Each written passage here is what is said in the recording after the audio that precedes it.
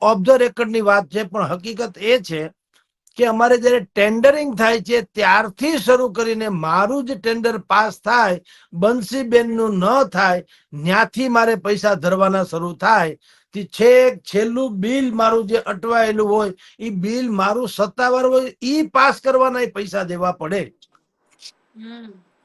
એમ કે અમારો ધંધો દરેક ટેબલે 100 પૈસા મૂકવાના આગળ બિલકુલ. વધવા અને માટે. પૈસા અને અમારો એને એમ કીધું અમારો ધંધો ટોટલી 12 થી 15% નફાના ગાળો રાખનારો ધંધો છે, પણ એમાંથી 8 થી 9% ભ્રષ્ટાચારીને ધરવા પડે. એટલે અમારે જે 12 થી 15% માંથી 8% ભ્રષ્ટાચારીને તો અમારી પાસે 7% વધતા નથી. એટલે અમે શું કરીએ, કારણ કે 15%ના નફા વગર અમને પણ આ પોસાય નહીં. અમે લાખો કરોડો રૂપિયાની લોન લીધી હોય, બીજા ભાડે ભથ્થે મશીન મકાન લીધા, રોડ રોલર હોય, તમારી પાસે જેસીબી મશીન હોય, તમારી પાસે મિક્સર હોય, તમારી પાસે ત્રાંબા, તમે જો કોદાળી હોય, પાવડા હોય, મજૂર હોય, દુનિયાભરની વ્યવસ્થા, ટ્રેક્ટર બેક્ટર આ બધું અમે ભાડે ભથ્થે લીધું હોય.